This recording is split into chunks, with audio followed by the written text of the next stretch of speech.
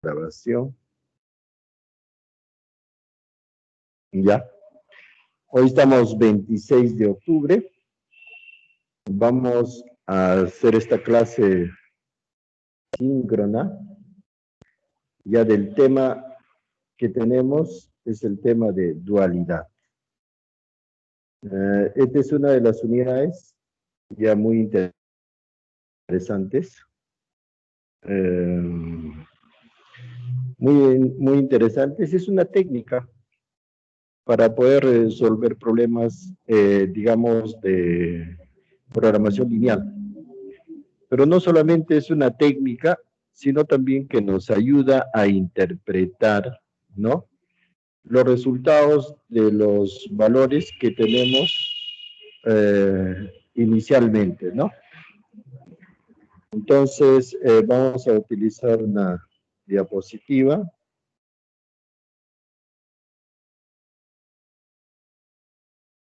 Voy a cerrar.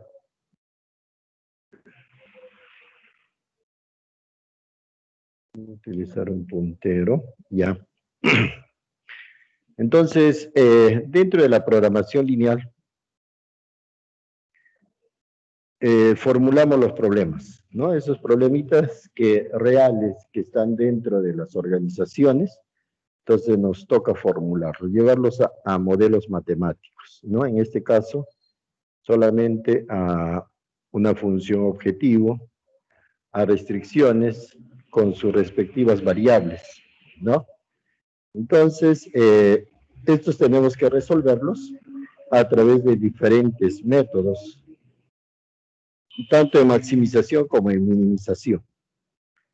En minimización encontramos algunas otras técnicas como las dos fases o también la gran M, ¿no?, que nos permiten de alguna u otra manera tener resultados, ¿no? Pero en esto aparece la dualidad, ¿no? La dualidad, que es el tema que vamos a tratar. Vamos a explicarlo de la mejor manera. Ya, cuando formulamos los problemas, solamente formulamos el problema primal, nada más, ¿no? Entonces, lo que tenemos que nosotros, mediante una técnica que es la dualidad, lo vamos a llevar este problema primal a un problema dual, ¿no? Son equivalentes, lógicamente, ¿no? Lo que se resuelve en el problema primal es los mismos resultados que vamos a obtener en el problema dual. Nosotros, cuando resolvemos los problemas, digamos, primales, hemos visto en sus tres formas, ¿no?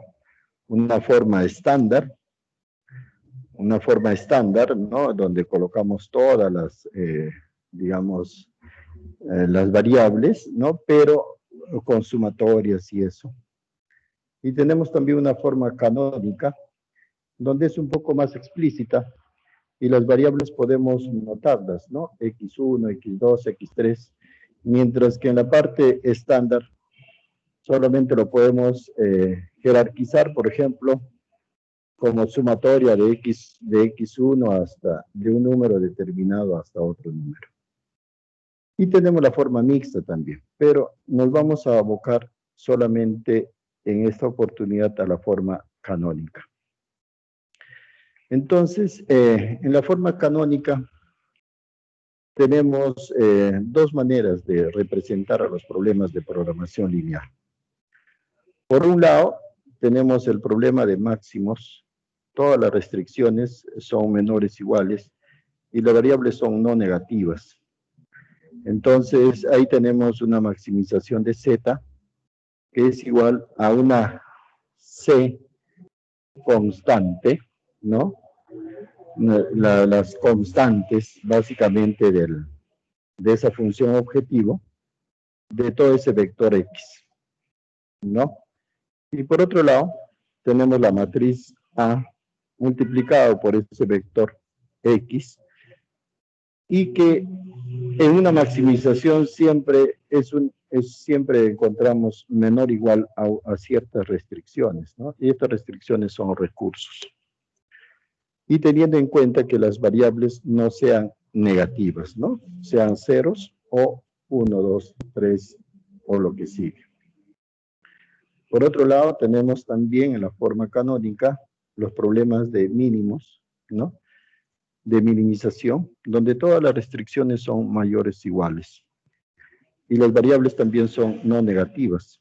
De igual manera, lo representamos como minimización de un z igual a las constantes, ¿no? Puede ser costos, en este caso, ya por el vector x, y también en las restricciones, ¿no? Sujetos a la matriz A por el vector x mayor o igual que esos valores que existen, ¿no? Los valores independientes, donde también las variables tienen que ser no negativas. Entonces nos encontramos en estas dos formas de representación en la manera canónica. Cuando trabajamos ya con el problema dual, entonces al utilizar esta técnica, lo que ocurre es que cambia de sentido la manera como podemos optimizar la función. Entonces, por ejemplo, si tenemos una maximización, lo podemos convertir esto en minimización. Y si tenemos una minimización, lo convertimos en maximización. Entonces, cambia de sentido. Pero vamos a ver también que cambian también algunos tipos, ¿no? Su forma de presentación. Utiliza los mismos valores, ¿no? Tanto de la función objetivo, de las restricciones y las variables. Lo que hace es, cuando hacemos el problema dual, se cambia, ¿no? Por ejemplo, tenemos una maximización y se convierte en una minimización. Por ejemplo, en una maximización tenemos las restricciones B, son cantidades que se restringen, en este caso, por ejemplo, los recursos. Esos pasan en la parte superior a la función objetivo de minimización de un problema dual. Las variables X se cambian por variables Y, ¿no? La matriz A se mueve, pero cambia de posición. Las filas se convierten en columnas, o como quieras llamarlo, también que las columnas se convierten en filas. En una maximización está multiplicado por un vector X. En una minimización está multiplicado por un vector Y. Y los coeficientes que iban en la parte de la función objetivo, estos cambian de posición y van a ir como restricciones, ¿no? Como valores independientes. Pero cambian de posición. En este caso está horizontal, en este caso va a ir, en la minimización del problema dual va a ir de manera vertical. En ambos casos, tanto la X como la Y van a tener básicamente, las variables van a ser no negativas. Ingeniero, disculpe, una pequeña interrupción. Sí. No sé si soy el único, Dígame. pero no puedo ver que está compartiendo Su pantalla. pantalla No se puede Ya. ver lo que me está explicando. No se puede ver. Hubo una interrupción. A ver, parece que me he salido de la... Ya.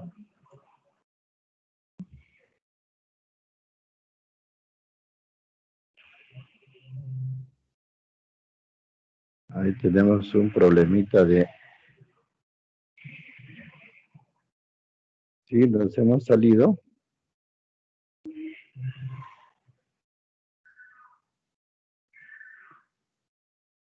Y a ver, vamos a... ¿Ahora se ve?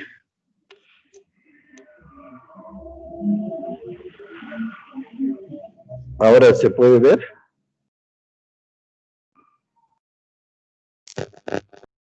Sí, ingeniero, ya Acaba de se ver. puede ver. Ya, entonces, como le mencionaba, lo que pasa es que cuando tenemos el problema primal, ¿ya? Y convertirlo pues al problema dual, lo que va a pasar es que cambia pues de sentido, ¿no? La maximización a minimización o la minimización a maximización.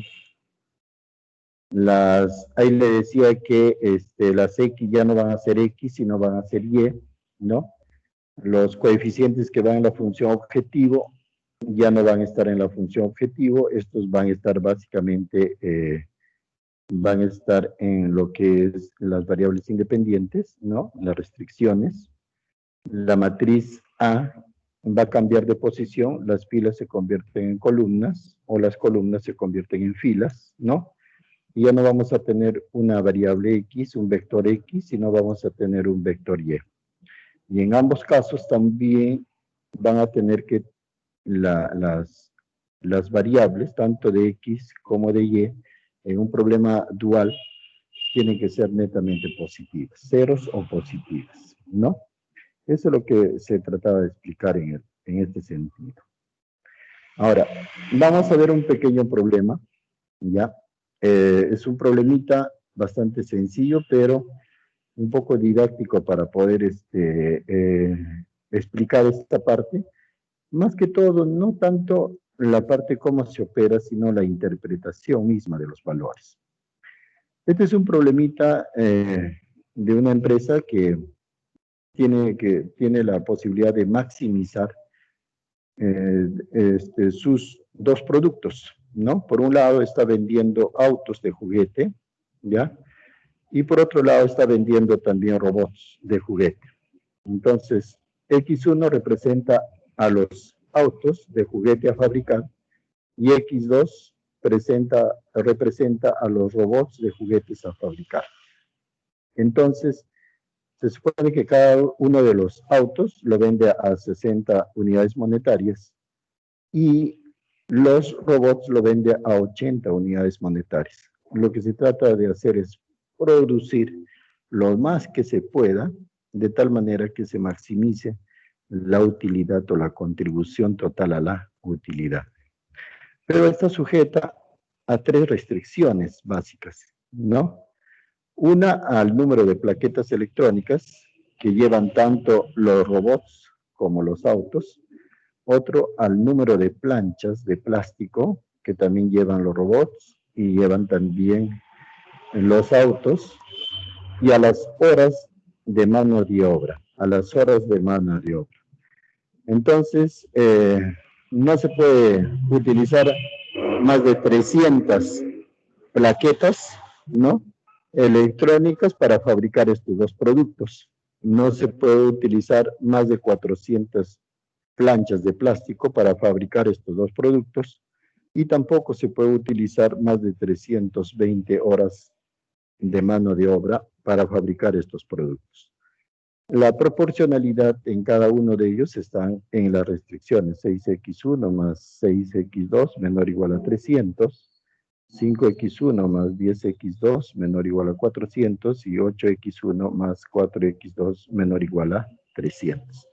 Entonces, nuestro objetivo es básicamente, tenemos estos recursos y esos recursos tienen que utilizarse al máximo para tener el número de unidades, tanto de autos y robots, que se van a fabricar y que estos van a contribuir a una máxima utilidad. Entonces, así lo tenemos que entender el problemita.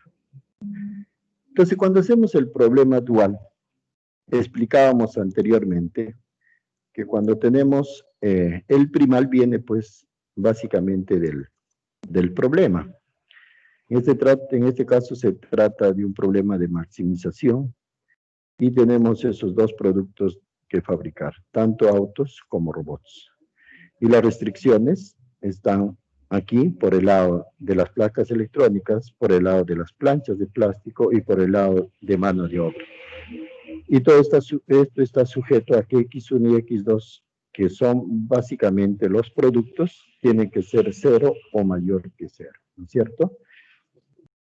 Entonces, cuando armamos el problema dual, decíamos que la maximización se convierte en una minimización. Entonces, cuando generamos eso, entonces maximización de Z, colocamos minimización de G. Ahora, estos valores, los que están valores independientes, que vienen a ser las restricciones, ¿no es cierto? Esos van a la función objetivo. Y los 300 van los 400 y van los 320. Pero ya no van a ser X1 y X2. En este caso, van a ser Y1, Y2 y Y3. Pero ¿cómo se determina el número de Y1, Y2 y Y3? Se determina por el número de restricciones que tengo en el modelo primario. Acá tengo primera restricción, segunda restricción y tercera restricción. Por lo tanto, cada uno de ellos va a tener Y1, Y1, Y2 y Y3. Eso está en función, básicamente, del número de restricciones. Ingeniero, Sí. pregunta. Si en caso de siempre se va a sumar las restricciones, o sea, 300Y1 más 400Y2 y 320Y3, ¿siempre se van a sumar? Sí, porque usted sabe que las restricciones en la función primal nunca son negativas tampoco, ¿no? Las restricciones son positivas. En este caso siempre se van a sumar, ¿ya? Entonces ahí vamos a tener una suma. Ahora, con respecto a la matriz A, aquí ustedes pueden observar la matriz A en la función primal. 6, 6, 5, 10, 8, 4. Estos le decía que las filas se van a convertir en columnas, ¿no? O las columnas se van a convertir en filas. Entonces, en este caso, 6, ¿no? 6, 5, las columnas lo estamos convirtiendo en filas, 5, el 8, 8. En este caso, 6, 6, 10, 10, 4, 4. Aquí sí van a ir con todos sus signos, ¿ya? Si aquí hubiera sido menos 6, aquí tiene que ir con menos 6. Eso sí, ahí no hay valor absoluto, cambio de signo, no hay nada de eso. Van a ir con todos sus signos. Si algún número dentro de esta matriz primal, ¿no? En la matriz A, ahí tenemos un negativo, entonces tiene que ir con todos sus signos. Pero le decía que cada una de las restricciones representa a Y, Y1, Y2 y Y3. Entonces se colocan sus respectivos, ¿no? ¿Cuántas restricciones tenemos? 3. Por lo tanto, debemos tener 3 variables Y. Entonces, Ahora, una pregunta. ¿sí? En lo que respecta a la dualidad, el orden de cómo han sido planteadas las restricciones tiene que ver con el orden en el que vamos a ponerlos al momento de invertir la matriz. En este caso, si por decir, en el ejemplo nos dice no se pueden usar más de 300 unidades monetarias y luego planteamos la siguiente restricción que es no se pueden usar más de 400.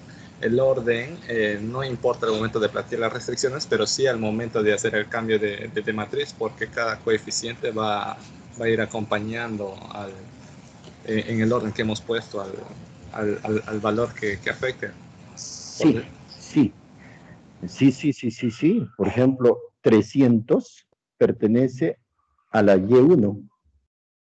Y eso quiere decir que el 66 tiene que ir en ese orden, ese Y1, Y1. 400 pertenece a Y2, ¿no? Sería la segunda restricción en la primal. Entonces, y ahí tengo 5, 10, y esto tiene que ser en Y2, Y2. Entonces, el orden va a estar dado en función a la restricción, a la posición de la restricción. 320 pertenece a la tercera restricción en la primal, que se convertiría en Y3, y 84 tendría que ser Y3, ¿no es cierto? ¿Ya? Ahí hay que tener presente eso.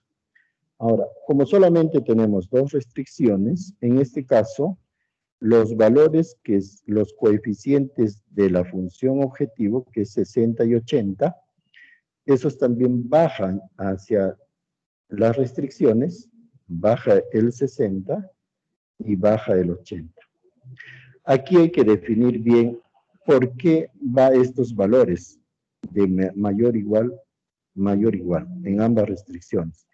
Estos valores están ordenadas por las X1 y X2, ¿no? X1 es mayor que 0. X2 es mayor que 0. En este caso,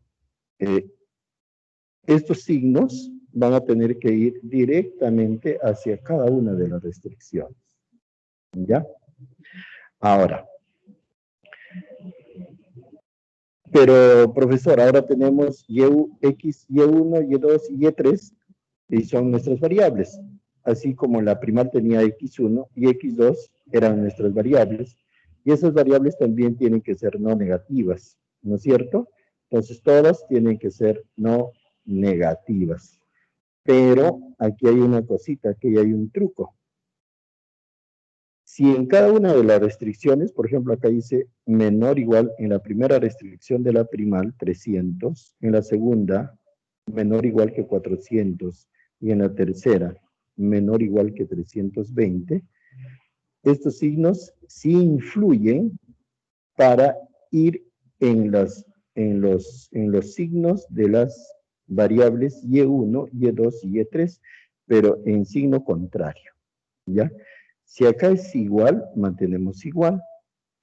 Si acá es mayor, acá tenemos que poner menor. En este caso, todas son menores. Eso quiere decir que todas nuestras Y tienen que ser, en este caso son menores, y todas nuestras Y tienen que ser mayores, ¿no? Podría ser de que aquí, por ejemplo, pueden encontrar algunos problemitas donde la variable, una de las variables Y1, Y2 o Y3 puede ser irrestricta, o sea, no tenga restricciones, ¿no? En este caso podría haber una igualdad en la matriz primal y podría ocasionar eso de ahí, ¿no? Pero, en definitiva, la regla para cada una de estas variables, Y1, Y2 y Y3, ¿no? Están dadas en función a lo que tenga las restricciones en la matriz primal. ¿Ya? Eso lo vamos a ver con... Pregunta. Sí. Ya. En todo caso, si digamos que la primera restricción de la primal y fuera una igualdad y Y1 por ende fuera igual a 0, ¿se podría representar directamente a cada una de las inecuaciones? No, solamente, a ver, ¿qué pasaría si 6x1 y 6 más 6x2 menor o igual a 300? El signo no sería menor o igual, sino sería igual, ¿ya? ¿Cómo iría el Y1? Porque esto representa Y1, ¿no es cierto? La primera restricción representa Y1.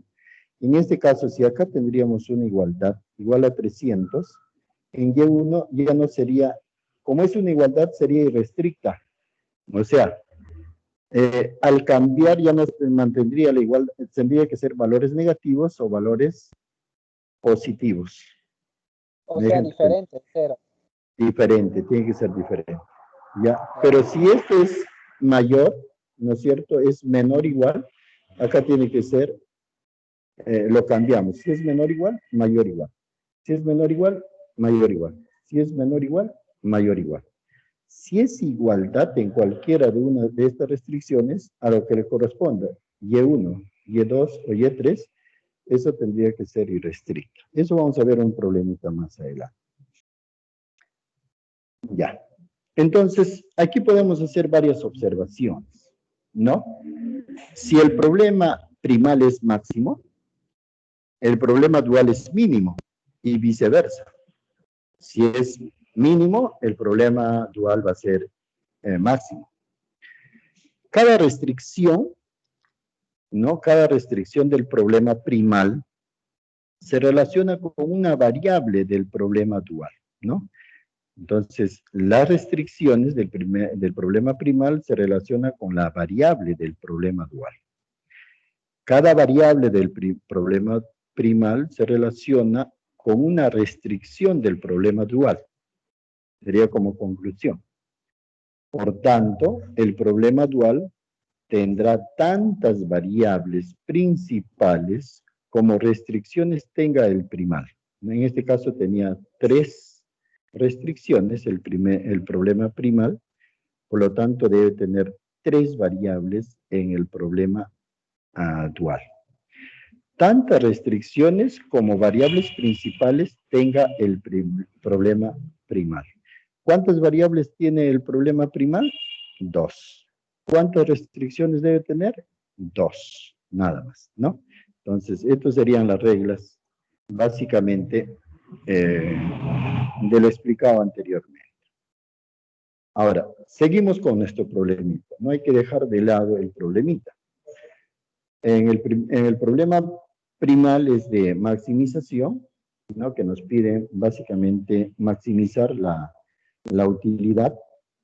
Y tenemos 3 restricciones, ¿no? Por un lado las plaquetas electrónicas, por otro lado las planchas de plástico y por otro lado las horas de mano de obra. No tenemos estas 3 restricciones en el primer problema primal. Y tenemos los X1 y X2, en este caso van a ser, digamos, los autos y los productos, ¿no? Los autos y los robots que se están fabricando. Eso en el problema primario. Entonces, cuando uno observa el problema primal, está hablando básicamente de la función objetivo de 60 y 80. ¿Qué son 60 y 80? Son los costos, ¿no? Los costos por unidad de autos y los costos por unidad de robots, ¿no? Y cuando uno está hablando de 300, de 400 y de 320, está hablando pues básicamente de las placas electrónicas, está hablando de las plaquetas y está hablando básicamente de la mano de obra, ¿no?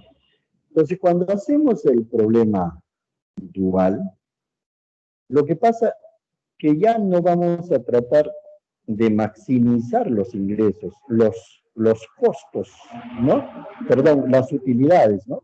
Estos son unidades que cuestan cada uno de los autos y los robots. Pero cuando vamos al problema dual, lo que se trata de minimizar ya son los recursos, ¿no? Ya no maximizamos las utilidades, sino lo que tenemos que minimizar son los recursos. Entonces ustedes pueden observar que los 300 pertenece a las placas electrónicas, que tienen que ser lo mínimo posible, ¿no? Los 400 representa a lo que son las placas de plástico, ¿no? Las plaquetas de plástico, y los 320 representa básicamente a la mano de obra. Y sujeto a, ¿no? En este caso, las restricciones van a ser básicamente los precios, ¿no? Los precios de cada una de las unidades. Entonces, se tiene que, digamos, en este caso, por cada uno de estas combinaciones, ¿no? Se tiene que tener precios básicos, en este caso, de 60 unidades monetarias por los autos y de 80 unidades monetarias por los robots, ¿no? Y que cada uno de estos, en este caso, el número de placas electrónicas, el número de planchas y el número de mano de obras, en este caso tienen que ser mayores que 0, ¿no? 0 o mayores que 0. Entonces, en ese sentido se tiene que interpretar, ¿no? Entonces, la función objetivo en la primaria era básicamente la utilidad. La función objetivo en el dual es básicamente los recursos, pero los recursos no los tengo que maximizar, los recursos los tengo que minimizar, ¿no es cierto? Pero las utilidades, yo puedo generar precios, sí, mayores, ¿no? En este caso, empiezo con un precio base de 60 y de 80 para cada uno de ellos, ¿no? Vamos a la siguiente. Entonces, estos Y1, Y2 y Y3, ¿no? Que tienen que ser valores no negativos. Estos van a representar pues, los valores marginales de los recursos. Cuando en alguna oportunidad yo les mencionaba y les decía, hacía ver una tabla simplex, y en esa tabla simplex aparecía las variables de holgura o las variables artificiales, y estas variables de holgura no tenían valores en la tabla simplex al final. Entonces le decía que esos van a constituir los precios sombra, ¿no? Lógicamente. Estos, en este caso, van a ser los precios marginales, ¿no? Que van a contribuir a que los recursos se optimicen de la mejor manera. Lógicamente que tienen que ser valores no negativos, ¿no? Entonces, lo que vamos a tratar de demostrar es básicamente lo siguiente. Ustedes ven la línea roja. Eso viene a ser la función maximización, ¿no? La función maximización. En una maximización, nosotros tenemos el número de restricciones, hacemos todo el número de restricciones, iteraciones, perdón, el número de iteraciones posibles. Puede ser una iteración, 2 iteraciones, 3 iteraciones, 4 iteraciones, 5 iteraciones, y que voy a llegar a un punto máximo, ¿no? Pues llego a un punto máximo y encuentro un valor óptimo. Y eso va a ser mi solución del problema netamente primario. Pero cuando yo trabajo con la Z de minimización, ¿no? Entonces, lo que va a hacer la minimización es bajar, ¿no? Cada vez que yo voy haciendo las iteraciones posibles, una iteración, 2 iteraciones, 3 iteraciones, etcétera, ¿no? Voy a llegar también a un punto óptimo. En ambos casos, tanto el problema primal como el problema dual van a llegar a las mismas soluciones. No pueden haber soluciones, digamos, distintas. Si el valor de Z es 1000 en el problema primal, el valor también óptimo en el problema dual va a ser 1000. O sea, van a tener los mismos valores en función a esta particularidad que hay, ¿no? Entonces, se puede demostrar que el valor de la función objetivo para cualquier función factible del problema de máximo es siempre menor o igual que el valor de la función objetivo para cualquier solución factible del problema mínimo, es decir, ¿no? Entonces, aquí yo estoy buscando, por un lado, la maximización y por otro lado, la minimización. En ambos casos, ¿no? El óptimo que se va buscando, tanto en Y, que es para los X, para la función primal, y Y para la función dual, en ambos casos vamos a llegar a un punto óptimo que van a tener pues, los mismos valores, ¿no? Van a tener los mismos valores. Seguimos. Aquí ¿qué hace esto acá? Ya. Esto se metió. Vamos a guardarlo acá. Vamos a guardarlo ahí. ¿Ya? Entonces yo tengo el primal y tengo el dual, ¿no?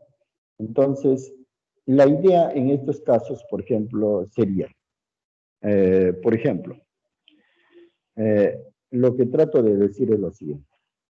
En el valor óptimo, la variable dual representa la cantidad que incrementa la función z ante un incremento unitario iésimo, ¿no? En el iésimo valor al lado derecho de 1. Por ejemplo, las 300 unidades, ¿de qué me hablan? Me hablan de placas electrónicas, ¿no? De placas electrónicas. ¿Qué pasaría en el supuesto caso, en el primal? ¿Qué pasaría si yo agrego una placa electrónica más?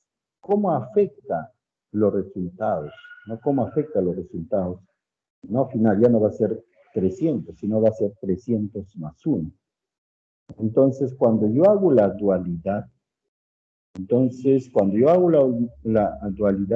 estos 300 más 1 pasa al dual como coeficiente.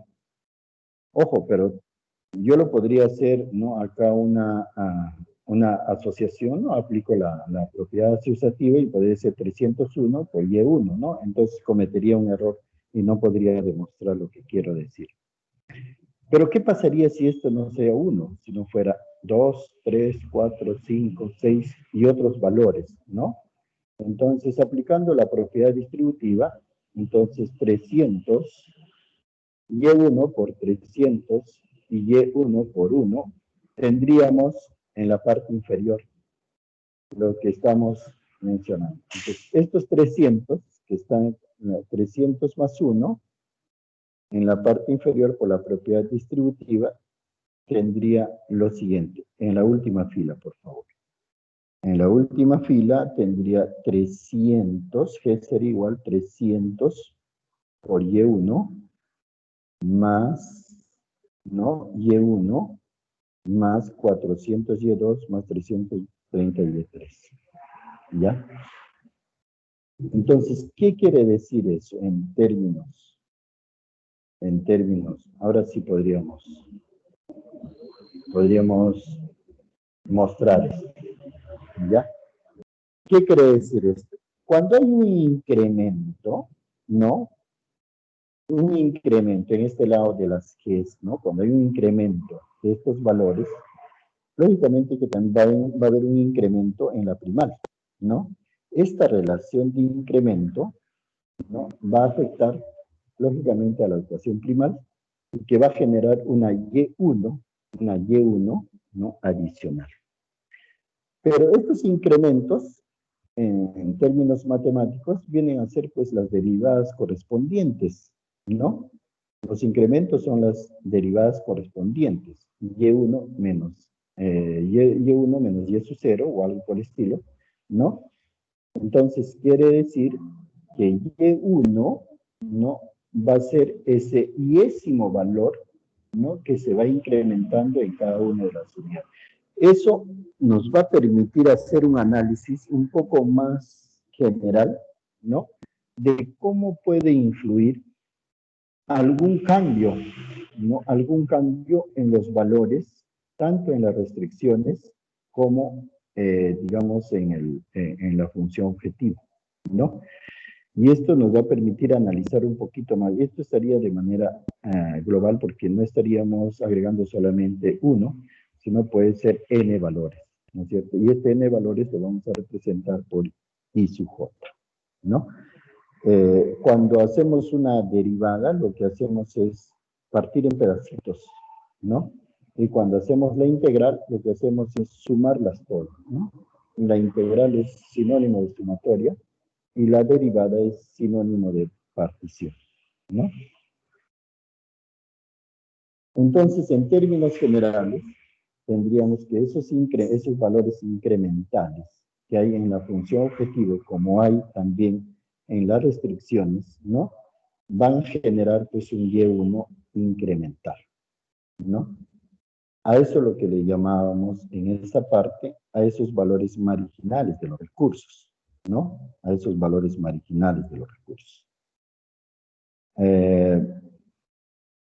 Vamos acá, nuevamente volvemos a nuestro problemita, ya. Siempre en nuestro problemita hay que estar viendo qué es lo que nos está pidiendo, ¿no? En el problema primal nos pide la maximización de la utilidad y las restricciones siempre tienen las placas electrónicas, las placas las planchas de plástico, las horas hombre y X1 y X2 representa a los autos y los robots. Entonces, en este caso de los juguetes, ¿no es cierto? La variable dual Y1 representa un incremento en la contribución total de las utilidades. Ojo, en la primal incrementaba básicamente a las restricciones, pero en la dual va a incrementar a las utilidades, a los montos totales, ¿no? El Y2 va a representar también el incremento a la contribución de todas las utilidades por incorporar en la producción de una plancha de plástico más, ¿no? Podemos incrementar una plancha. Y en el Y3, si hay un incremento también del valor de la mano de obra, entonces ese valor también va a hacer un valor incremental, ¿no es cierto?, hacia el número de horas que se pueden trabajar. ¿Y en qué afectaría? ¿No es cierto?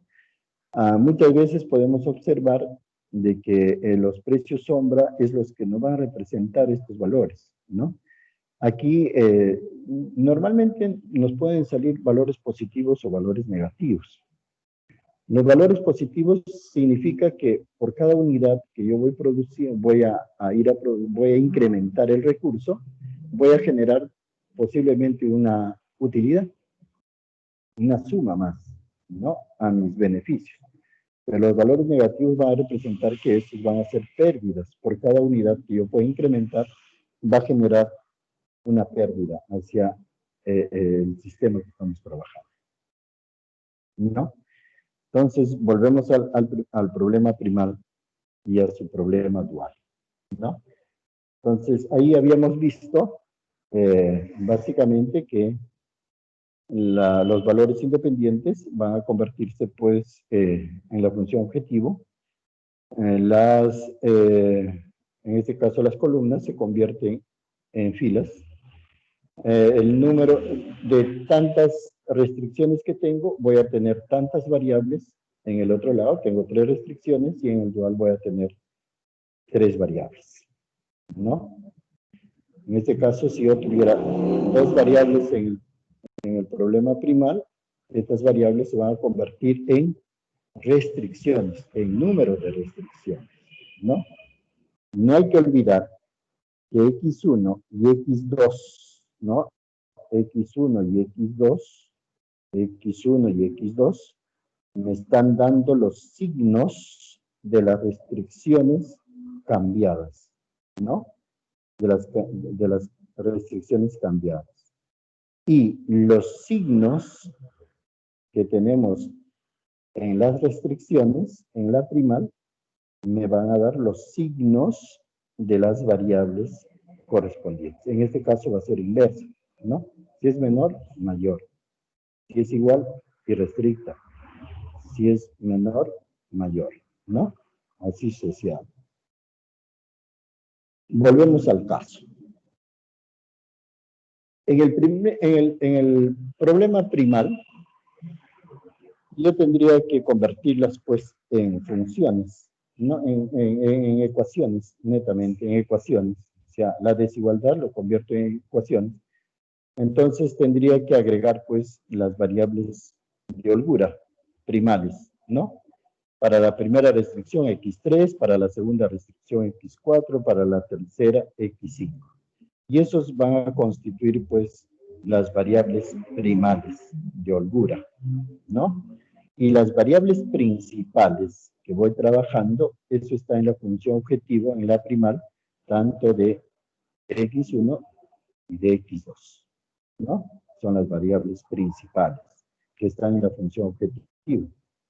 Y las variables de holgura, en este caso, va representando, como son menores, va representando por un incremento, ¿no? Ya. Eso, lo mismo sucede en dual, ¿no? Tenemos el dual, la función objetivo, tenemos 60, pero en este caso ya son mayores, yo tengo que descontar las variables de holgura, tendría que descontar Y4 y Y5, y esas variables de holgura que están en las restricciones van a suplir a lo que se llama a las variables principales primales. Quiere decir que las variables principales primales están relacionadas con las variables de holgura duales. Ingeniero, una pregunta. En una función de minimizar, ¿no ves? Siempre es con respecto a las restricciones se le restaba la variable de holgura y se le sumaba una variable artificial. ¿Por qué acá no sucede lo mismo? Se está restando. Menos Y4 menos Y5. no se le suma un coeficiente artificial. No, estamos hablando solamente de las variables de holgura. No estamos hablando de las variables artificiales. Las variables artificiales es un artificio que nos permite acomodar también las funciones, pero en el método simplex. O sea, aquí no estamos tratando de aplicar todavía el método simplex. Más adelante sí lo vamos a aplicar. Pero en este caso, las variables principales en la dual es Y1, está en la función objetivo Y1, Y2, Y3, y eso están aquí, ¿no? Eso se llaman las variables principales, ¿no? Y1, Y2 y Y3. Y las variables de holgura van a generar el número de restricciones. En este caso solamente tengo 2 restricciones y voy a tener Y4 y Y5. Para que sea la igualdad, como es mayor o igual, tiene que descontarse menos Y4 y menos Y5. Eso sí hay que tener presente, eso hay que tener presente. O sea, el trabajo se está haciendo básicamente con una ecuación bastante simple para poder entender primero, ¿ya? Entonces, si hacemos una comparación, si hacemos una relación, ¿no?, de los valores óptimos, entonces quiere decir que las variables principales, primales, que están en la función objetivo, x1 y x2, van a tener mucha relación con las variables de holgura duales, ¿no? Duales. Y las variables de holgura primales, en este caso x3, x4 y x5, van a tener relación con las variables principales duales, que es y1, y2, y3, que está en la función objetivo dual, ¿no? Eso es para buscar sus equivalencias. Ya. Yo tendría un problema, este sería el cuadro final, ¿no?, del simplex. Ya la diferencia nomás que en nuestro cuadro aquí trabajamos con ZJ menos C sub J, y lógicamente que aquí habrían valores positivos, ¿ya? Pero lo hemos puesto de esta manera para obtener valores negativos, si es que trabajaríamos de esta manera, ¿ya? Entonces, yo tengo esta tabla final, ¿no? Puede ser que haya pasado 5, 6, n iteraciones, y tengo esta tabla final, ¿no? Siempre los valores y este es el cuadro de la primal, ¿no? El simplex de la primal. Entonces, 60, digo, eso representa x1, 80, x2, ¿no? El otro, ese era x3, x4, x5, ¿no? Entonces voy viendo cómo ahí las variables se van colocando. Y por acá voy teniendo las bases, ¿no? Las bases, ¿no? Tengo de x1, x2 y x5. x1 20, x1 30, x2 30, perdón, x5 40. Y el producto de esto, ¿no?, me sale, acá faltaría una columna más, donde el x1 estaría acompañado de 60, y el x2 de 80, y el x5 de 0. Que el producto de eso tendríamos pues 3600. Esa sería la función, el valor óptimo obtenido, ¿no? Y en esta parte última está la diferencia de C sub J menos Z sub J, que podría ser al revés si serían valores positivos, pero para poder explicar tienen que ser valores negativos. Entonces, de este cuadro simple sacamos solamente el valor que necesitamos trabajar, ¿no? Y ahí empezamos a ver cuál es la solución óptima primal. Entonces, cuando vemos la solución óptima primal, el cuadro nos advierte que x1 es igual a 20, que x2 es igual a 30, que x3 y 4, que no están en la base, significa que son ceros, y x5 es 40. Y cuando hacemos la operación, encontramos que el z, o el valor óptimo, es 3600, ¿no? Y ya, ahora eso lo vamos a relacionar con el dual, ¿ya? Entonces, por un lado, ahí tenemos en la tabla, ¿no? Tenemos nuestra solución primal, que ya tenemos acá X1, X2, X3, X4, X5, 40 y el valor Z es igual a 3600, ¿no? Ahí tenemos. No nos olvidemos la relación que vamos a tener, ¿no? Entonces, cuando ya hacemos la solución óptima dual, entonces no se olviden que las variables principales de la primal están relacionadas con las variables de holgura, ¿no? De la dual. Y las variables de holgura están relacionadas con las variables del primal de la dual, ¿no? Y esos son los valores que vamos a obtener. Ahora, ¿y de dónde sacamos y igual 0, profesor? Ya, y4 igual 0, ¿no? Este valor, no se olvide, hay una tabla, una comparación que estamos trabajando atrás, ¿no? Entonces, aquí tenemos los valores. Ya. Este PES, esto sería X1, X2, ¿no es cierto? Y el P3 es X3, X4 y X5, ¿no? Solamente hay un cambio de variable. Pero el P3, ese valor es menos 6.67, que representa a Y1. Ya, pero no colocamos, si aquí tenemos un negativo, esto tiene que ser un valor absoluto, ¿no? Tiene que ser siempre positivo. Si hacemos la diferencia también Z sub J menos C sub J, si es negativo también en algún punto, porque ahí ya no tendría cabida un negativo, ¿no? En algún punto, en alguna iteración, entonces ese sería el valor óptimo, ¿no es cierto? Pero de Y1 en valor positivo.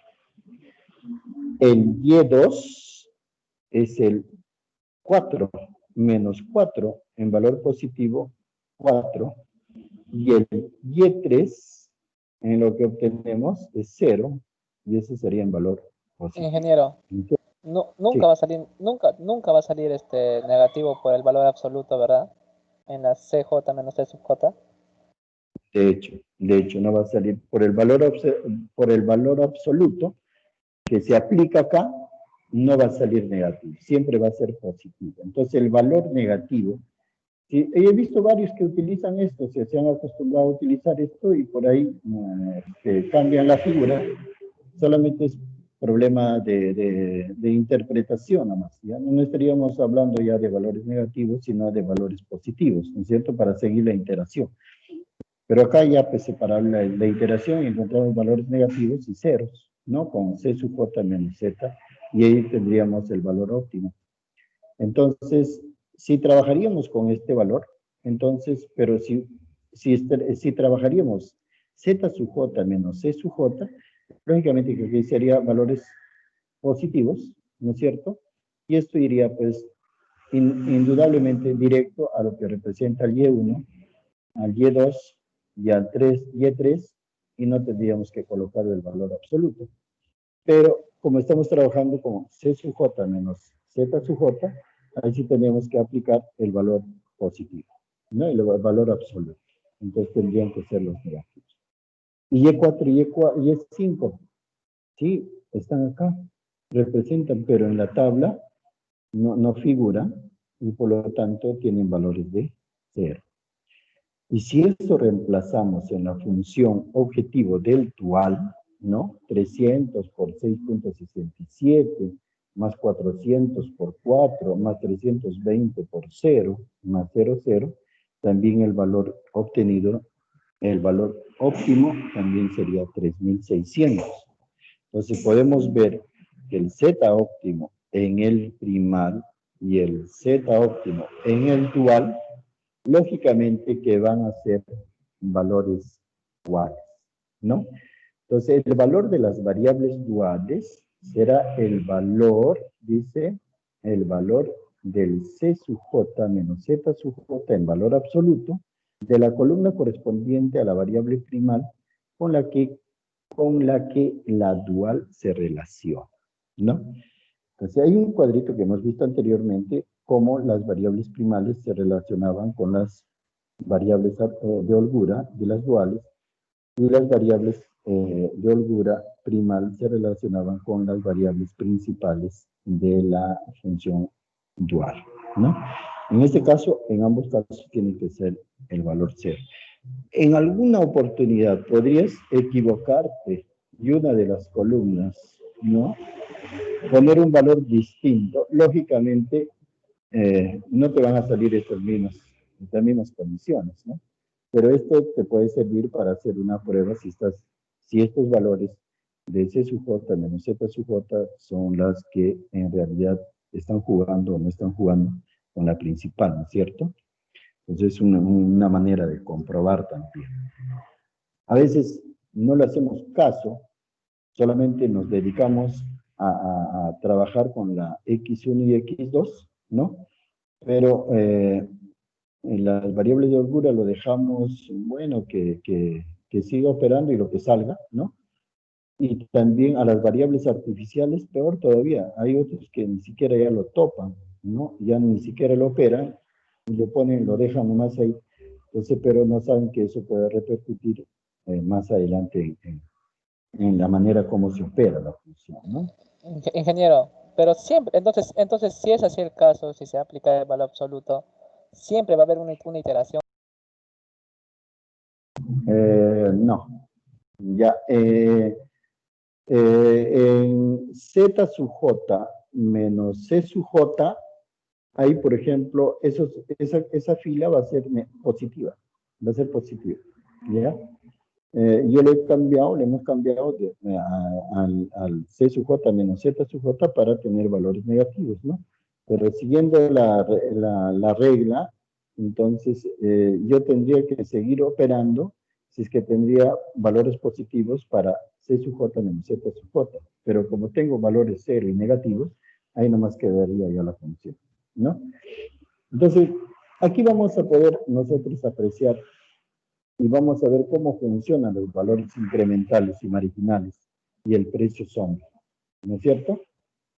Entonces, bueno, estamos relacionando las variables principales de la primal con las variables de holgura de la dual, las variables de holgura con las variables principales de la dual, ¿no? No se olviden que las variables principales de la dual lleva Y1, Y2 y Y3, eso está en la función objetivo, y en la función objetivo solamente en la primal está X1 y X2. Pero aquí tenemos Y1, entonces Y1 tiene un valor y Y2 tiene otro valor. Esos vienen a ser pues estos valores incrementales, ¿no? En este caso, si yo quisiera trabajar solamente con la primal y quisiera ya ir de fondo, entonces, X3, ¿a qué representa en el problema? Representa las placas electrónicas, ¿no es cierto? Las placas electrónicas. X3 es la holgura de las placas electrónicas. X2 es a las placas a las de plástico, y X5, perdón, X4 a la de plástico y X5 a la restricción que corresponde a lo que es la mano de obra, ¿no? Entonces, si analizamos lo que viene a ser las placas electrónicas, entonces Y1 sale igual a 6,67. Eso va a ser un valor incremental, un valor derivado, ¿no? De esa derivada parcial que tenemos por cada una de las unidades. Esto quiere decir que por cada unidad, por la utilización de una placa más en el proceso productivo, voy a tener una utilidad de 6,67, ¿no? Por cada una de esas placas de plástico, por cada unidad de esa placa de plástico, voy a tener una utilidad de 4, ¿no? Unidades monetarias. Voy a incrementar mi utilidad, ¿no? Esos son los precios sombra o los precios ocultos que están dentro de ese problema. Vamos a seguir. Entonces, no olvidemos las plaquetas, ¿no? Las plaquetas electrónicas, ¿no? La otra restricción es de las planchas de plástico y la otra es de la mano de obra. Lo que hemos visto es, tenemos un valor incremental en el número de plaquetas electrónicas y un valor incremental en el número de planchas, ¿no? Eso quiere decir que por cada unidad más que yo utilizo de plaquetas electrónicas, voy a tener, ¿no?, un valor incremental de 6,67 unidades monetarias en mi sistema de producción.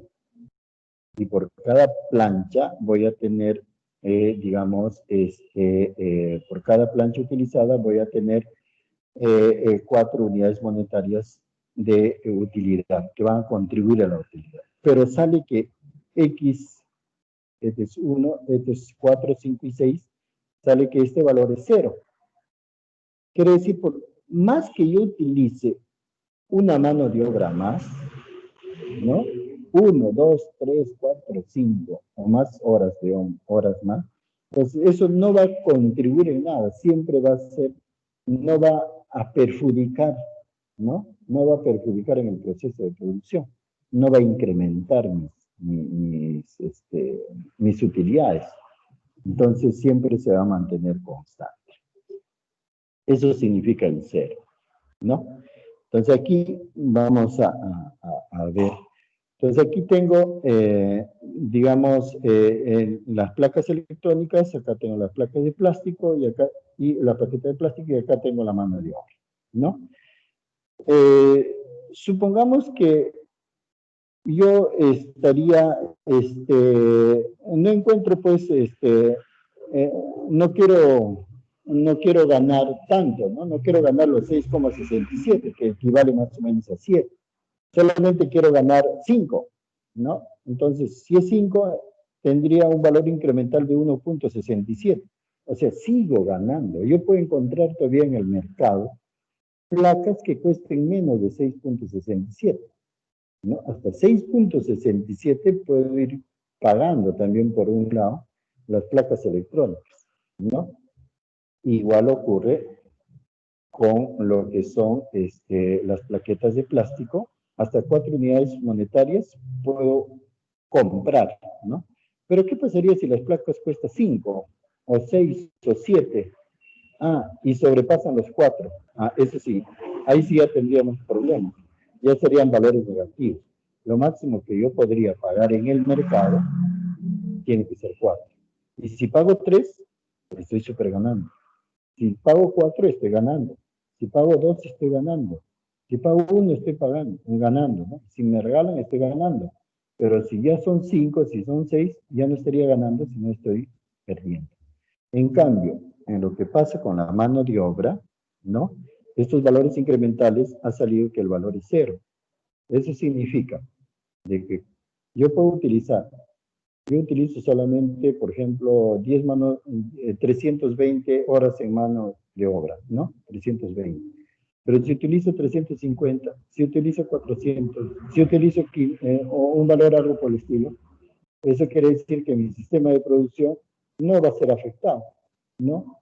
¿Por qué? Porque el incremento de la mano de obra no tiene valor monetario.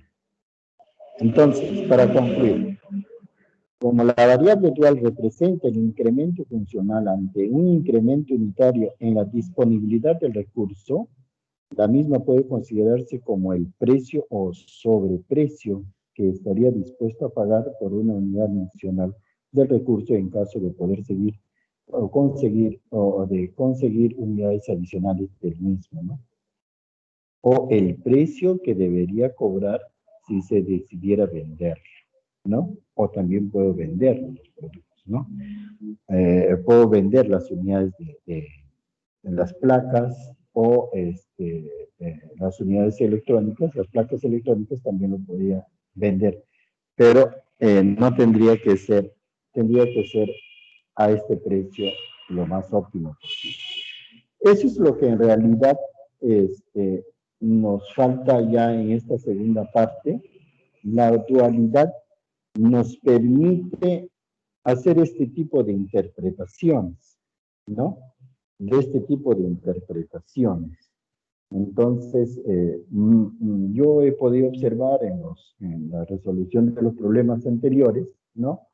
Todavía ustedes están trabajando por la parte la parte mecánica, la parte operativa, ¿no? Sacan el valor y muchas veces no saben qué es lo que representa el valor, ¿no? Entonces, en esta parte, esta unidad está dado de dos partes. Una que es el problema dual, ¿no? Para poder interpretar los resultados, ¿no? Ya no nos interesa cómo has iterado, pero sí nos interesa la última tabla, ¿ya? Pero también hay otro tema adicional a esto, que es el análisis de sensibilidad, ¿no? Que eso lo vamos a ver el día jueves, que es un poco más de análisis. ¿Qué pasaría en un cambio, ¿no? No solamente de las variables, en este caso hemos visto el cambio básicamente incremental en lo que son las constantes de la función objetivo dual, o en la función objetivo primal. Hemos visto los cambios que pueden ocurrir, digamos, en los recursos. Y en este caso, en el análisis de sensibilidad es cambiar las variables, ¿no? O sea, ¿qué generaría un 5% de incremento, un 3% de decremento, etcétera? ¿Qué es lo que generaría, no? Entonces, ya teniendo un modelo matemático consistente dentro de nuestras organizaciones, podemos de alguna otra manera hacer predicción, ¿no? Hacer esos cambios. Entonces, el vector de las variables duales Y puede interpretarse económicamente como un vector de precio sombra del vector al lado derecho, ¿no? Eso es lo que se menciona en esta parte. Claro, ese vector del lado derecho van a ser, pues, básicamente ubicados en lo que es el problema primario, ¿no? Ya. Hasta aquí tenemos la parte explicativa, ¿no? Con un ejemplo ya del problema dual. Entonces, ahora, la tarea asíncrona que ustedes tienen que hacer es de la siguiente manera. La tarea asíncrona. Bueno, nos consta que todavía no registro el número de vistas de estos dos videos, ¿no? Entonces estoy haciendo el registro de los videos, el seguimiento de cómo van aumentando o van disminuyendo el número de vistas y están manteniéndose constantes.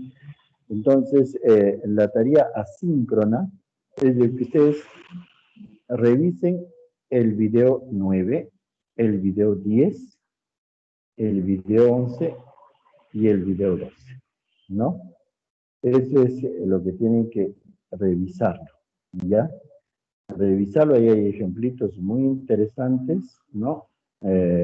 Aquí inclusive tenemos el ejemplo que le hemos mostrado, ¿no? Un poco más detenido para que puedan revisarlo, tiene sus dos partes, ¿ya? Aquí tiene una solución también de una iteración, de una solución muy interesante, ¿ya?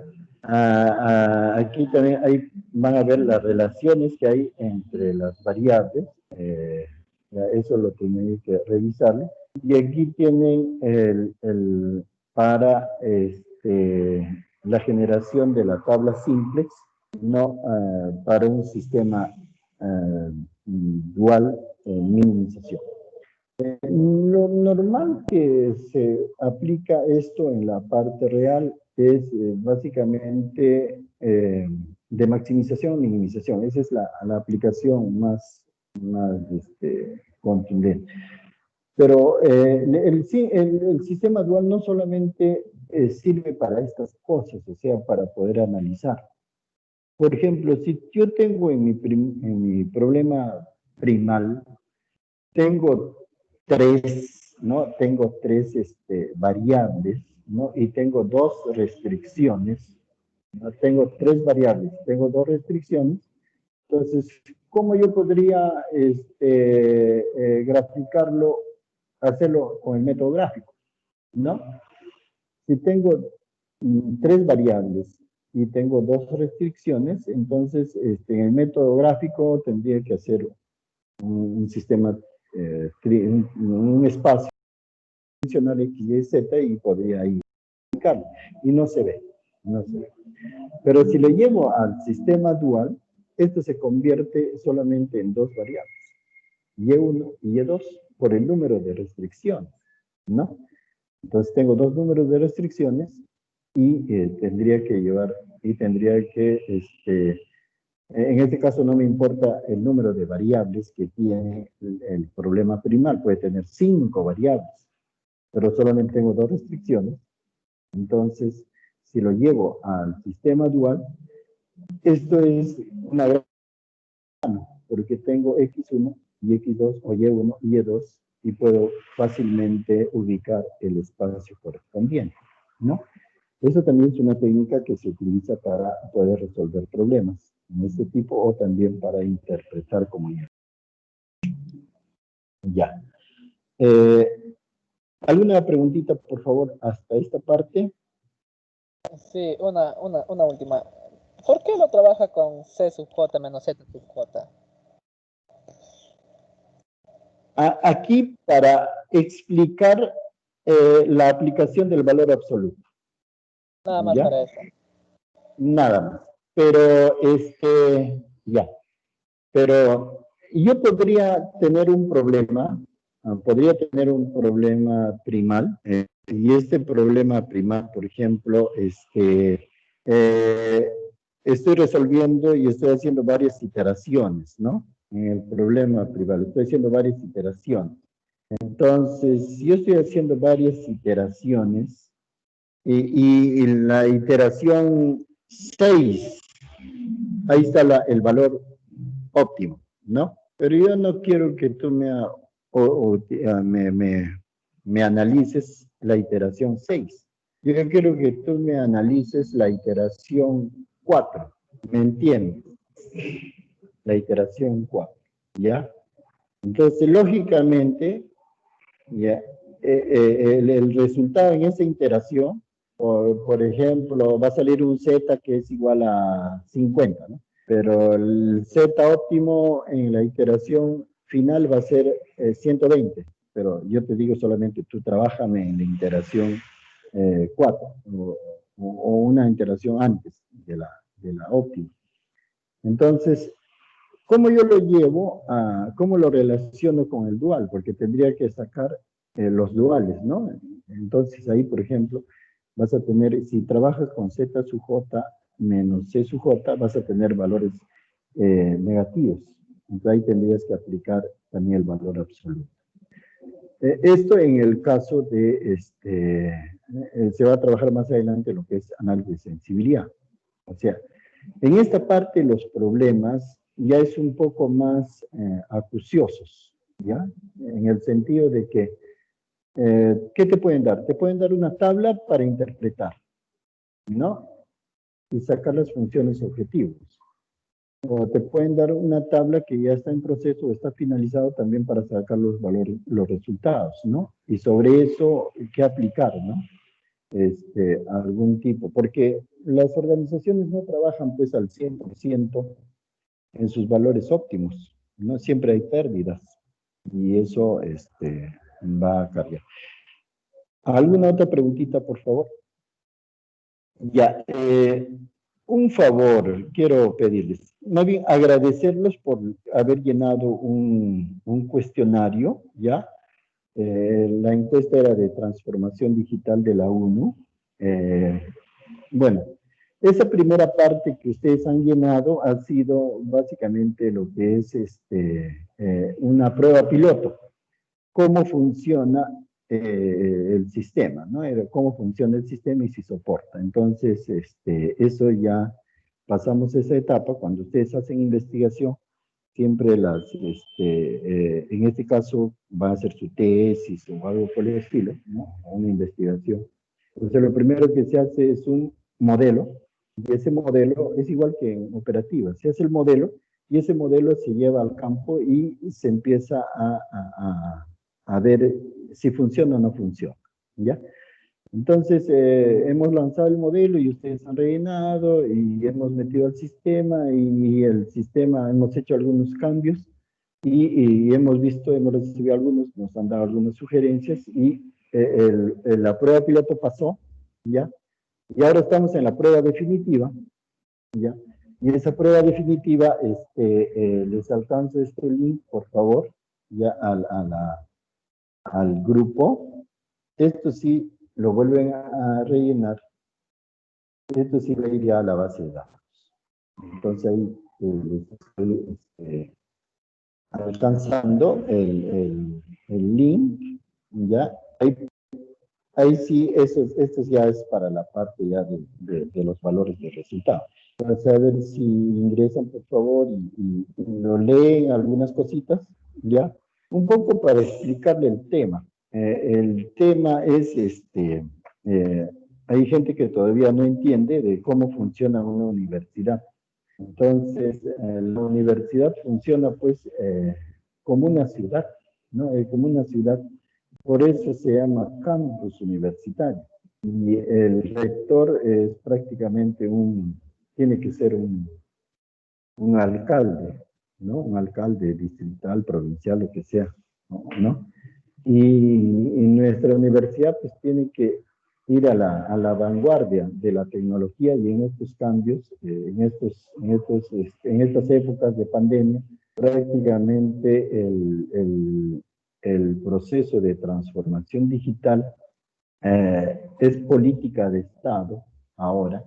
Acaba de salir las políticas, ¿ya? Y que también les voy a pasar para que ustedes tengan ahí como conocimiento, pero eso abre el campo bastante a la ingeniería de sistemas. Yo quisiera que cuando lo revisen, cada una de los ítems, ¿no? Ustedes vayan pensando también en sus temas de tesis para ir ya trabajando sobre la base de eso, ¿no? De cómo contribuir cada uno de los estudiantes de ingeniería de sistemas hacia el logro de un objetivo. Por ejemplo, no tenemos un sistema autónomo de tránsito, ¿no? O de carros electrónicos que hay dentro del campus universitario. Se podría trabajar algún proyecto en generar este tipo de cosas, ¿no?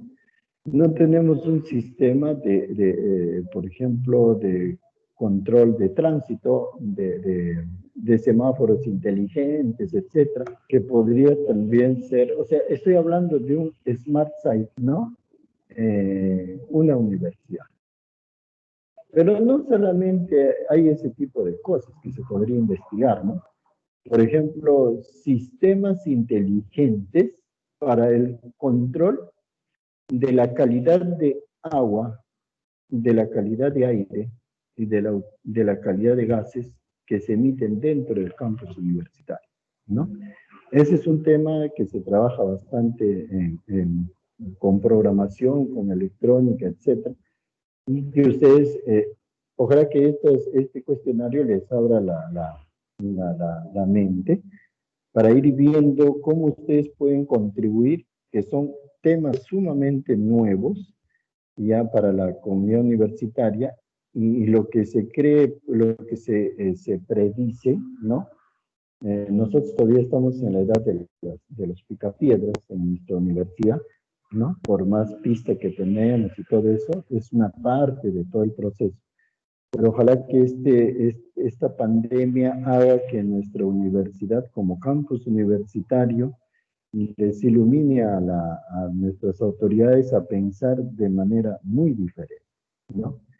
Todavía en las aulas, hay todavía aulas que están funcionando con tiza, ¿no? En la manera presencial. Hay aulas que no tienen ningún elemento de ayuda, ¿no? Electrónica, etcétera, ¿no? Como ya utilizan otras universidades.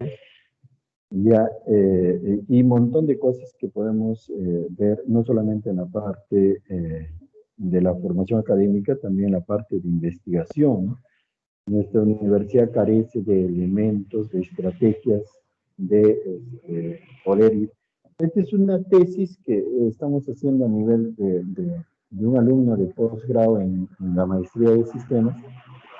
Y aquí, solamente para agradecerles a cada uno de ustedes cómo están participando, pero no se queden con solamente llenar, sino también de leerlo un poquito más y de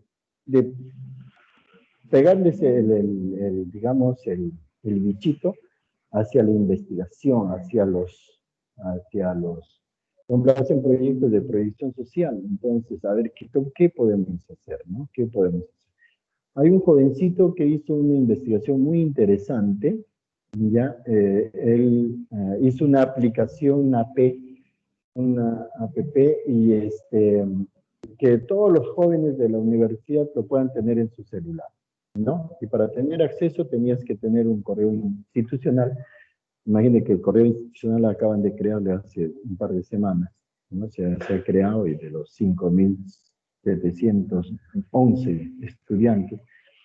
Entonces, recién se ha creado, y todavía el uso de ese correo institucional todavía no se está dando. O sea, ustedes todavía no están utilizando, ustedes siguen utilizando sus correos tradicionales.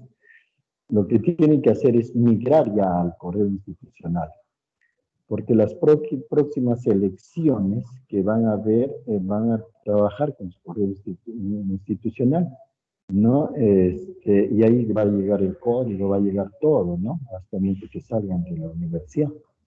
Y como ese código, ese correo institucional es perpetuo, o sea, este lo puedes utilizar mañana más tarde en posgrado, en doctorado, lo que sea. Y hasta esa época lo puedes utilizar. Pero la idea, señores, es que seamos como estudiantes y como docentes de la universidad, seamos protagonistas de esta transformación digital, ¿no? Hagan sus consultorías. Por ejemplo, hay gente que no sabe hacer firma electrónica, su firma digital, ¿no? Yo te enseño a hacer tu firma digital. Solamente lo único que necesitas es tu DNI. Ya está. Tu DNI electrónico. Y tu DNI electrónico a través de una pequeña lectora inteligente, y este es el software, y aquí está. Entonces, enseñar que firmen electrónicamente, por ejemplo, todos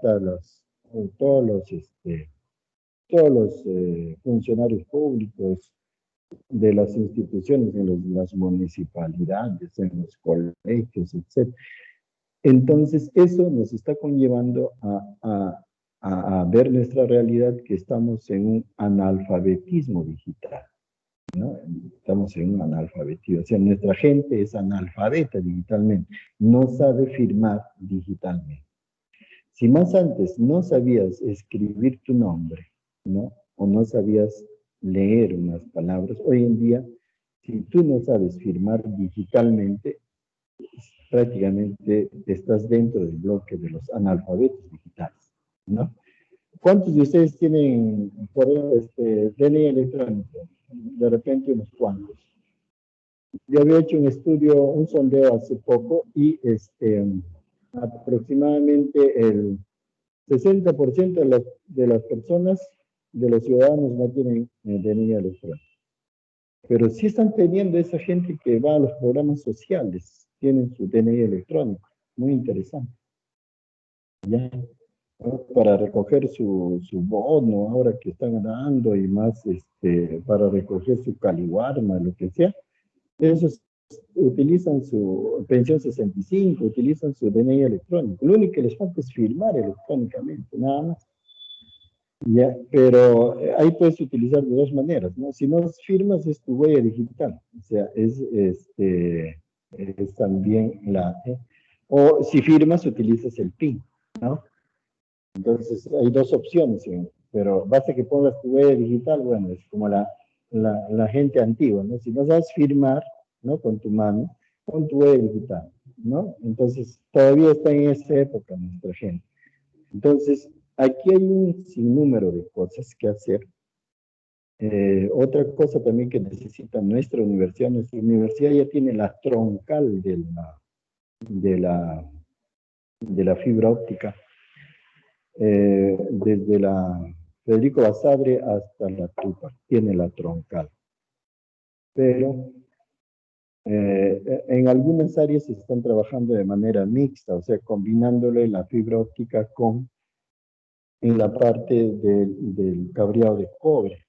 Entonces, ¿cuántos de ustedes se han capacitado técnicamente? Eso no es para estudiar dentro de la universidad, porque dentro de la universidad se estudia otro tipo de cosas, es mucho más abstracto. Pero ustedes tienen que llevar una carrera técnica que les ayude también a formar sus pequeñas y microempresas, ¿no? Por ejemplo, conexiones en una oficina de fibra óptica, ¿no? Un edificio, ¿no? ¿Cómo, a ver, cómo funciona la impresora, cómo funciona la laptop, cómo funciona, no sé, algún elemento más con fibra óptica y cómo se conecta entre la base de datos, etc. Esas cositas, sus elementos cuestan bastante baratos, están 5 soles, 2 soles, 1 sol, ¿no? Los conectores, etcétera, pero necesitan ustedes de ir trabajando esta parte. Desde una distracción hacia esta transformación digital, y si no se actualizan, como nosotros también tenemos que actualizarnos, esa brecha va a ser costosa, ¿no? Va a ser costosa para poder encontrar trabajo más adelante. Entonces, señores, a ver, a ver cómo funciona esto, ¿ya? Hay una tarea bastante ardua. Aparte de dedicarnos al curso, también hay que dedicarnos a otras cositas, ¿no? Pero ya esta parte es un poco más relajada. Hasta la mitad del curso ha sido un poco más dura. Esta segunda parte del curso es más análisis, menos operativo, ¿ya? Pero hay que saber interpretar los valores y los resultados. ¿Qué es lo que encontramos? ¿Ya?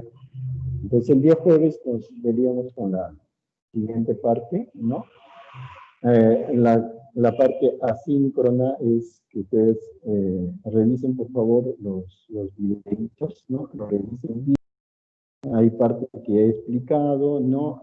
He tomado de esos videos para que ustedes vean, esto quería decir esto, etcétera, de repente se complementan y tengan, pues, una base para ir subsistiendo en este curso, porque todavía no se den por vencidos. Pueden todavía, lo último que se puede esperar es la muerte, nada. Pueden todavía sobrevivir, ¿no? Bien, señores.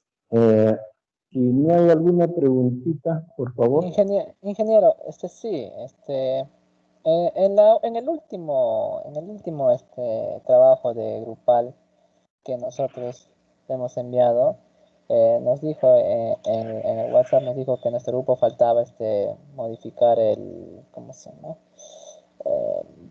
El trabajo grupal de la PPT, ¿ya? Ya, Y prendan sí, su máquina, a ver su cámara si tuvieran. sí, claro, ahí está, un momento. Listo.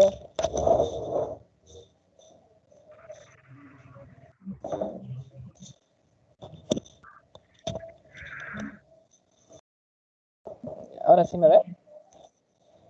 Ya creo que ya está saliendo, ya está saliendo. Ya está saliendo. Sí, como le Ya. decía, ¿no? El último trabajo de nuestro grupo, le hemos enviado ya como usted no le podía visualizar el trabajo ¿cómo se llama? En organizador visual, ¿no? Y como nosotros lo hemos hecho Ya. en una página web aparte y lo hemos hecho ese mismo rato en el PowerPoint y le hemos enviado a su correo, ¿no? Nuevamente. Y hasta ahorita la nota sigue saliendo como 0-0. Eso es lo que le dije. Ya voy a ver, voy a consultar con mi asistente qué está pasando, ¿ya? Sí, sí, sí. Ya no se preocupe. ¿Tu nombre es Bill? No, Enríquez, me pides Enríquez. Y Bill Jiménez, ¿qué necesita, por favor? Ingeniero, buenas noches. Hoy para entrar a la clase tuve un pequeño inconveniente, o sea, con mi correo. Estaba ingresando, normalmente entraba con el Hotmail, pero me dijo que ya no estoy registrado en la página en la universidad. No sé si podría Ya, regularlo eso. ya hay que ir trabajando ya con la utilización de los correos electrónicos institucionales, ¿ya? O sea, Va a llegar sí, un tiempo donde todos disculpa, los sistemas van a funcionar con el correo institucional, o sea, matrícula, votaciones, todo eso, ¿ya? Y ya. tienen que ir, inclusive vamos a armar ya las clases a través del MS Teams, ahorita están como extraños, ya, y van a tener que ser, para que puedan utilizar, por ejemplo, lo que son, la parte esta de los, eh, de los comentarios, del chat, etcétera, porque hay un montón de cosas que hay que utilizar acá. Entonces van a tener que tienen que ir migrando ya a lo que es el correo electrónico institucional. O ¿Ya? sea, ingeniero, yo sí tengo mi correo electrónico institucional, pero o sea, estaba entrando también con eso y tampoco me dejaba entrar, me decía que el usuario no es válido. O sea, el correo Sí, institucional es sí, código, el @1.edu.pe. sí, Y me decía que el usuario no es válido tampoco. Y ahorita estoy como invitado nomás. claro, hay que ir utilizando el Blackboard, eso más o menos será un mes, 30 días más o menos. Ya la idea es que todos utilicen ya de manera obligatoria, inclusive para enviar los documentos y ingresar también al Blackboard, solamente va a ser con correo institucional. Por esta vez, este ciclo creo que va a terminar así, pero el próximo ciclo, la matrícula al Blackboard, la incorporación al Blackboard va a ser netamente con correo institucional. El próximo ciclo se prevé tener 3 ciclos, o sea, ya se está preparando eso, ¿no? O sea, recuperar un ciclo de este año y tener 2 ciclos más. Me parece que no va a haber vacaciones. Y también se prevé, están viendo la gente ya, algunos cursos van a llegar a ser presenciales, algunos. En su mayoría, ya que tienen las aulas implementadas, esos van a seguir siendo, digamos, virtuales. Señores, un favor así bien grande para todos ustedes. Hay 2 libros en la biblioteca. Yo quisiera que vayan a la biblioteca, comuníquense con la biblioteca, ¿ya? Hay un libro que se llama, es un libro de investigación de operaciones, está escrito por Rafa Leca, que es un profesor de la Universidad Nacional de Ingeniería, es un matemático, ya él ha, ha hecho un solucionario total del libro de caja. Entonces, y hay como en la sección de administración, de economía administración, hay como 15, 20 libros, he visto ahí. No sé, vean la manera como se prestan, no sé qué, ¿no? Son unos libros muy interesantes, ¿no? Que ustedes lo pueden utilizar para practicar, ¿no? Esta parte, ustedes comprenderán de que la idea es que vayan a hacer un examen netamente personal, ¿no? Personal. Entonces, Yo no puedo estar sacando de internet, de esas cosas. A veces, bueno, digo, bueno, ya para que tengan 4 puntos, bueno, ya para que tengan 5 puntos, ya, bueno, alguien se va a atrever y va a buscar y va a encontrar, ¿no es cierto? Pero por ahí está media parte o es costosa, etcétera. Entonces, así como lo que quiero es que ustedes sean analíticos y no ser mecánicos, porque la mecánica es como si fuera un robot nomás, ¿no? Yo lo meto, le doy órdenes y hace esto, ¿no?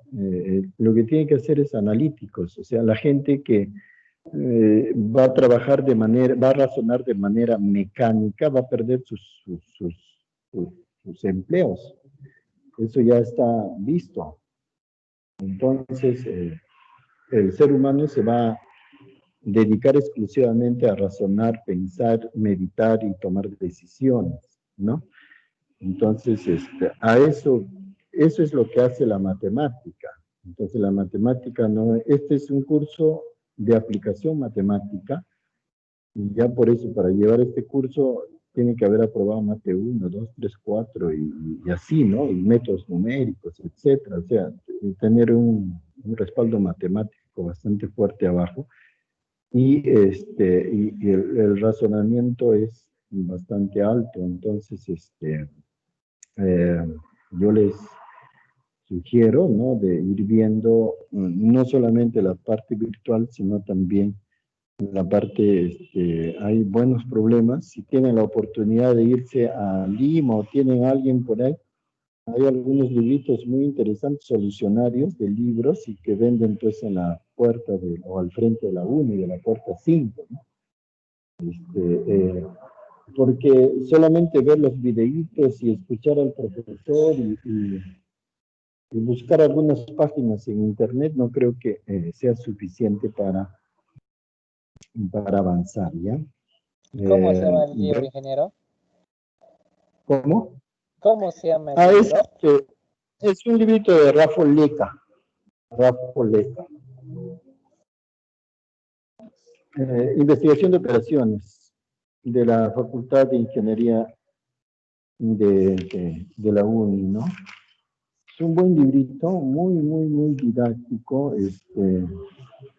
De ahí he sacado un problema para la práctica, vi que no lo habían hecho. De ahí he sacado un problema para el examen parcial, tampoco lo han hecho. Entonces, la idea es que, a ver, voy a tratar de tomarle foto, por lo menos este capítulo, ya, y mandarles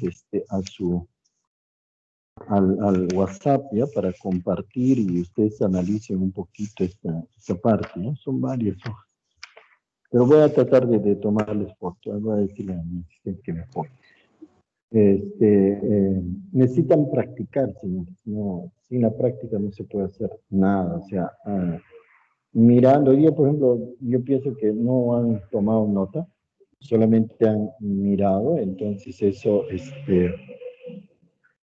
un poco preocupante, ¿no? Y necesitamos, la matemática es con mano de matemática, o sea, ver si el profesor está sumando bien, no está sumando mal, está bien esto que el otro, ¿no? Y el otro temita también es la utilización de los softwares, o sea, hay un problemita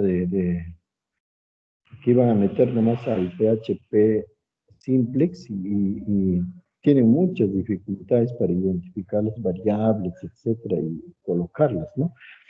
Otros me han colocado hasta las variables artificiales y todo eso, no sé de dónde, qué técnica habrán utilizado.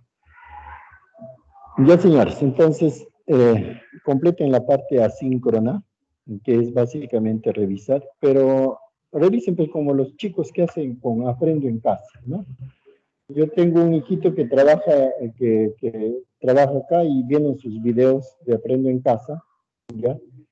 Y él cada vez que le va dando y quiere parar, lo da pausa y comenta, pausa y comenta, pausa y comenta. Y cuando no entiende, vuelve al video y lo vuelve y empezamos a dialogar.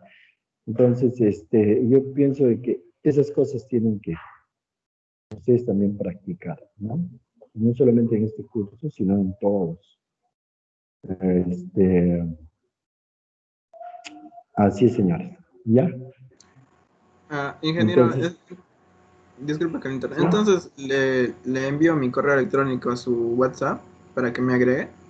¿O cómo haría en este caso para solucionar esto? No. Eso voy a ver con informática, ¿ya?